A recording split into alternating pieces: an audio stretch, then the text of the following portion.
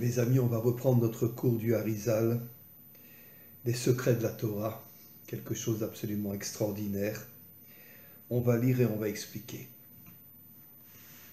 Vayomer Elohim naase Adam betzalmenu kidmutenu. D'abord, je voudrais expliquer.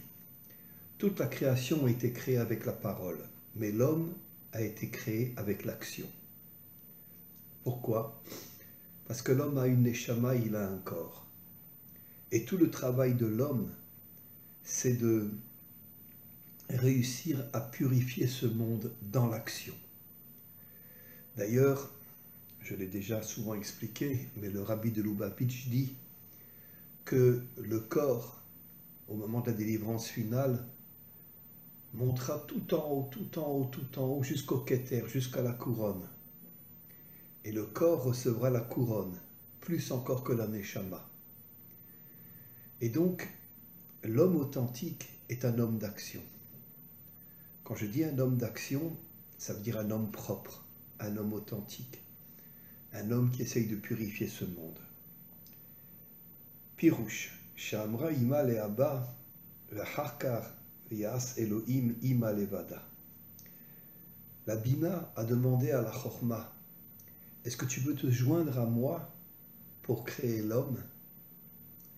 Parce que, en vérité, toute la création a été créée avec la Bina. Mais la Bina a demandé à la Chorma, à la sagesse de Dieu, de pouvoir s'unir. La sagesse de Dieu, c'est le masculin. La Bina, c'est le féminin. C'est elle qui met au monde l'enfant.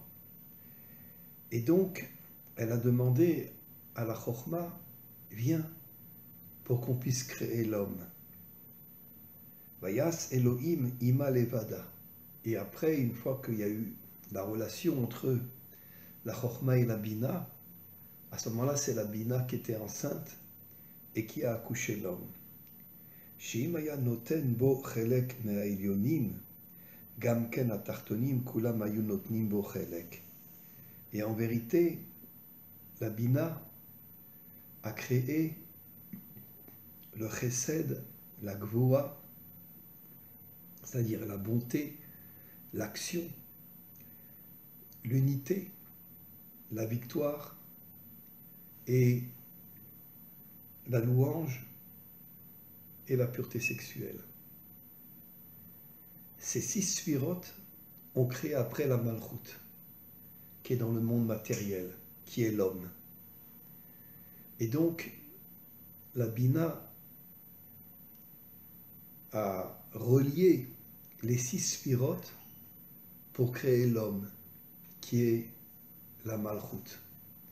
N'oublions pas quelque chose d'extraordinaire. L'homme a été créé le 6e jour. Mais d'un autre côté, il devait rentrer dans le Shabbat, manger de l'arbre de la vie, pour après transformer dans l'arbre de la connaissance du bien et du mal, pour transformer le mal en bien. Malheureusement, l'homme n'est pas rentré dans le Shabbat. Il a voulu tout de suite manger de l'arbre de la connaissance du bien et du mal, et malheureusement, il a transformé le bien en mal. Et c'est pour ça que le monde est complètement tombé. Et donc, ici, le Harizal dit que c'est avec les sphirotes du haut, la Bina, la Chorma, le Keter, et les sphirotes du bas, qu'en vérité, que l'homme a été créé. C'est-à-dire l'union entre le monde d'en haut et le monde d'en bas. Il y a Aved les Gamré, mais après, l'homme est tombé complètement. Ou les Ebo Samel la Toto Bedmut Zaken, et c'est pour ça que toutes les forces du mal, y compris le serpent, sont venues pour faire tomber l'homme. Les autres, Abechina Shelima, Shesham, Azmina, Yain, Ameshumar, Be'u Chometz, Irmitz, Ayain, Benaflu, Kolotam Aneshamot. En vérité, la Bina, bon, ce sont des codes bien sûr, avait préparé un vin extraordinaire pour l'homme, pour lui donner des forces inimaginables, puisque Yain, c'est 70. Ça veut dire l'union entre Israël et les 70 nations adamiques. Mais malheureusement, une fois que l'homme a fauté, ce vin est complètement tombé et finalement, toutes les neshamot, jusqu'à la délivrance finale, sont tombées complètement. Il reste peut-être 2 ou 3 tzadikim authentiques dans le monde, mais en vérité, même chez les religieux qui sont dans le ciel, et même chez les laïcs qui sont uniquement dans le plaisir de ce monde, il n'y a pas d'homme authentique aujourd'hui. Il n'y a pas un homme d'action authentique dans ce monde. C'est pour ça que toutes les neshamot sont tombées. Veda ki Avraham aya mizot abechina mitzad chassadim. Avraham était du côté de la bonté. Nefesh kadma le giurin. Et n'oublions pas que Abraham et Sarah n'étaient pas des Juifs au départ, c'était des Babyloniens. Et quand ils sont arrivés en Israël, ils se sont convertis. Nefesh kadma le giurim, ils se sont convertis. Yitzhak mitzad agvura. Yitzhak était du côté de la force. Abraham du côté de la bonté et Yitzhak du côté de la force. Ve Yaakov me'atochiot. Et Yaakov était l'unité. Il est arrivé à unir Yitzhak, qui est la force, et Abraham, qui est la bonté. C'est ça la véritable unité. L'unité n'est pas l'uniformité. L'unité, c'est l'union entre les contraires. Ça veut dire que la bonté va respecter la force et la force va respecter la bonté. C'est ce qui se passera au moment de la délivrance finale, où les peuples ne seront pas identiques, les peuples ne seront pas pareils, mais chaque peuple respectera l'autre, parce que chaque peuple comprendra que chaque peuple a une qualité extraordinaire qui lui permet justement de compléter la qualité que lui a. Aujourd'hui, c'est la catastrophe, c'est les guerres depuis des millénaires, etc. Chaque peuple peut dominer un autre peuple, il n'y a pas d'unité dans le monde. Mais, Be'ezrat Hashem, il y aura un jour l'unité dans le monde. Benolad Yosef et Tiken Hakol. Alors Yosef, n'oublions pas, lui, il a tout construit. Pourquoi? Parce que Yosef, c'est la pureté sexuelle. Nos maîtres nous disent que le plus grave de tous les défauts, c'est la débauche. Et Yosef était un homme d'une pureté sexuelle inimaginable, et c'est comme ça qu'il a pu construire le monde. Bien sûr, il n'a pas construit le monde tel que le Mashiach le construira, mais n'oublions pas que Yosef a circoncis tous les Bnei Adam. Il y avait des milliers de Bnei Adam qui étaient esclaves, comme Israël, et il les a circoncis. Pourquoi il les a circoncis? Parce que les Bnei Adam sont des descendants d'Adam et Ève comme Israël, et les Bnei Adam devaient recevoir la Torah, et ils devaient être circoncis. D'ailleurs, j'ai beaucoup d'élèves Bnei Adam qui sont circoncis, j'ai beaucoup d'élèves Bnei Adam qui mangent kasher. C'est à pleurer. Vraiment, c'est à pleurer. Pourquoi ils mangent kasher? Pourquoi ils sont circoncis? Mais parce qu'ils ont tout compris. Ils ont compris qu'il fallait l'unité entre Israël et les 70 nations adamiques. On va continuer. Vechazru venaflu bemitzraïm. Malheureusement, une fois que Yosef a circoncis tous les Bnei Adam, après, ils sont tous tombés dans l'esclavage. Venitlafshu benafeshot agerim. Besod ve'atem yadatem et nefesh ager. Et là, le Harizal dit quelque chose d'extraordinaire. En vérité, Israël et les 70 nations adamiques sont tombées dans l'esclavage. Mais en vérité, l'esclavage les a complètement déconnectés de Dieu. Et pourquoi l'esclavage les a complètement déconnectés de Dieu? Parce qu'ils avaient de telles souffrances que malheureusement ils ne pouvaient plus croire en Dieu. Mais quand Moshe est venu, et quand Moshe leur a expliqué que Dieu voulait les sortir de l'esclavage, Israël et les 70 nations adamiques, puisque les 70 nations adamiques sont sorties avec Israël, à ce moment-là, ils sont revenus vers Dieu. Et c'est là qu'ont commencé les 10 plaies en Égypte. Et c'est à ce moment-là que finalement, non seulement Israël, mais les 70 nations adamiques sont revenues vers Dieu. Umita Amze, Hillel, Shaya Mitzad HaChesed, Aya Mekabel Gerim, Veshama Ishu, Mikvura, Shevechesed, Lo Yabokoa Letaken. Alors ici, le Harizal dit quelque chose d'extraordinaire. En vérité, qui c'est qui a réparé le monde? C'est la bonté. Mais je veux expliquer ce que c'est la bonté. La bonté, c'est pas uniquement « Oh, tu es quelqu'un de bien ». La bonté, c'est la force de Dieu qui amène la bonté dans ce monde et surtout, qui ramène les 70 nations adamiques et Israël dans la Teshuvah. C'est quoi la Teshuvah? Le retour vers Dieu. Le retour vers Dieu ne peut pas se faire dans la force. Bien que nos maîtres nous disent que la Yira, le respect de Dieu est plus haut que la Ahava, mais en vérité tout commence par la Ahava, par l'amour de Dieu. Quand tu aimes Dieu, c'est-à-dire la bonté, à ce moment-là tu reviens vers lui. Et je peux donner un autre exemple. Après les camps de concentration, il n'y avait plus de juifs qui croyaient en Dieu. Après ce qu'ils ont supporté, après ce qu'ils ont vécu, après ce qu'ils ont vu, c'était plus possible de croire en Dieu. Mais le Rabbi Lubavitch a envoyé des messagers dans le monde entier, il a ramené des milliers et des milliers d'Ashkenazim vers Dieu. Le Rabbi Lubavitch était un homme d'action, un homme de force inimaginable, mais aussi un homme d'amour, un homme qui avait compris qu'il fallait ramener tous les Ashkenazim qui avaient vécu dans les camps de concentration, qu'il fallait les ramener vers Dieu. On va continuer. Ve'atikun hu otiyot me Adonai. En vérité, le tikkun de l'homme, c'est me Adonai. Et Adonai, c'est la malchut. La bina, le chesed, la bina, la chokhma et le keter sont au niveau d'Avaye, Yudke, Vavke.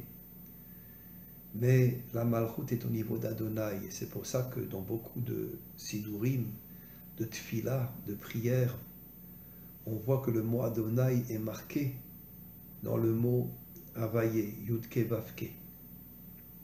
Pourquoi? Parce que c'est l'union entre la bina et la malchut. Ce qui se passera au moment de la délivrance finale. Et donc, on va continuer. Vayomer Elohim naase Adam betzalmenu. Mi amar lemi. Omnam da ki ilat al kol hailot, anikra ensof, teref umiyad shala birtsono, apashut litnotzes mimeno meoro, or echad techef yotse. Venikra otoa or Elohim. Alors je vais expliquer.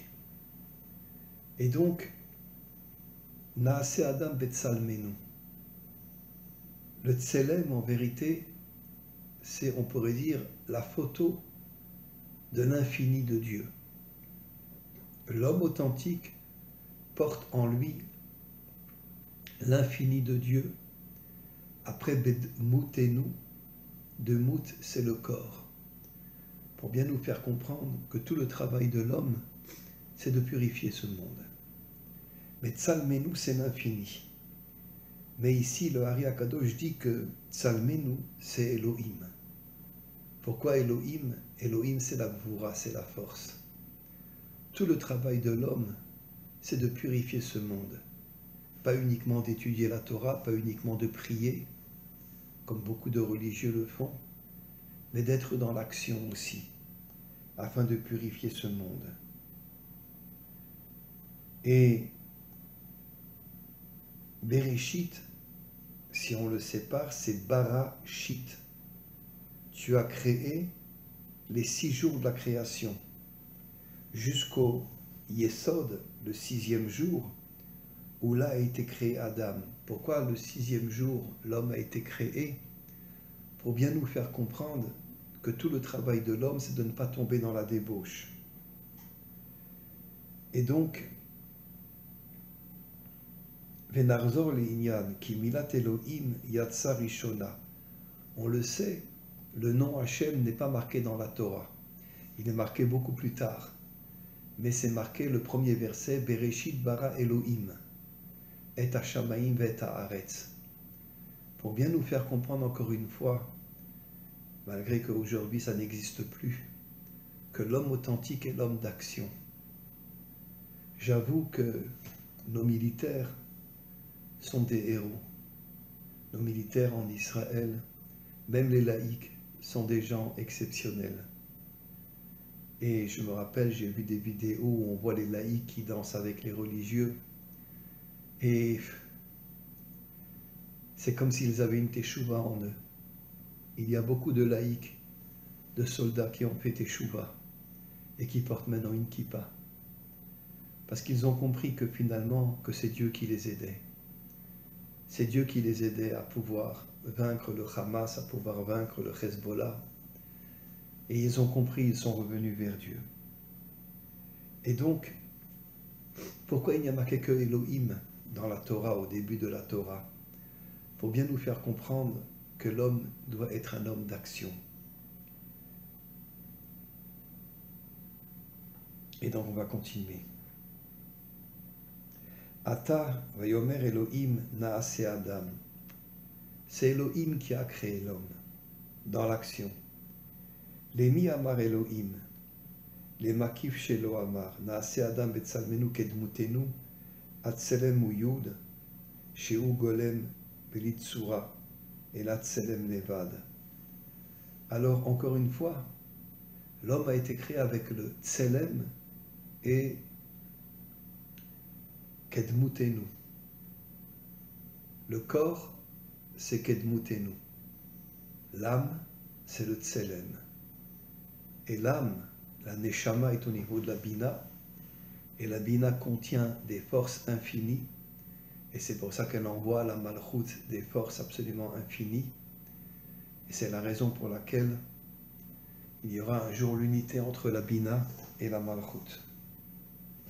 Mi bara ele, sheu Elohim, qui a créé le monde? C'est Elohim. Bien qu'aujourd'hui le monde est complètement tombé, comme disent nos maîtres, que juste avant la délivrance finale, le monde tombera complètement. C'est-à-dire, il y aura une majorité de laïcs qui ne veulent que le plaisir, les religieux qui sont dans le ciel, notre Père qui est aux cieux, le plus grand mensonge jamais dit sur terre, car Dieu n'est pas dans le ciel, Dieu est caché dans le monde matériel. Et donc,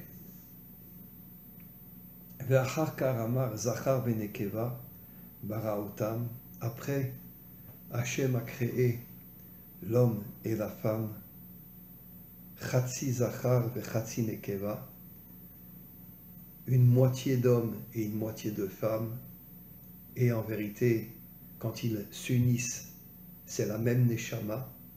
Mais n'oublions pas que la Bina est plus dans la femme que l'homme, mais c'est la même Neshama. Et donc, je voudrais expliquer quelque chose d'extraordinaire. Comme je l'ai souvent expliqué, nos maîtres nous disent que la Bina, que la femme est au niveau de la Bina. Ça veut dire que la femme est l'intériorité de l'homme, celle qui envoie des forces à l'homme. Adam et Chava reviendront dans le Mashiach, Adam le Mashiach et sa femme, son intériorité. Et je vais expliquer quelque chose d'assez extraordinaire. Pourquoi la femme est l'intériorité de l'homme? Parce que, en vérité, la femme a été créée à partir de l'intériorité de l'homme. Regardez dans la Torah. La femme n'a pas été créée avec l'extériorité, mais avec l'intériorité. Dieu a pris un os dans l'intériorité de l'homme et il a créé la femme. Ce sont des codes, bien sûr, c'est pas à prendre à la lettre. Mais qu'est-ce que cela veut dire? Ça veut dire que la femme authentique est l'intériorité de son mari. Et donc, quand un homme est propre, quand un homme est droit, quand un homme est juste, quand un homme est vrai, il se connecte à l'intériorité de sa femme et il comprend que c'est sa femme qui lui donne des forces. Amen et Amen.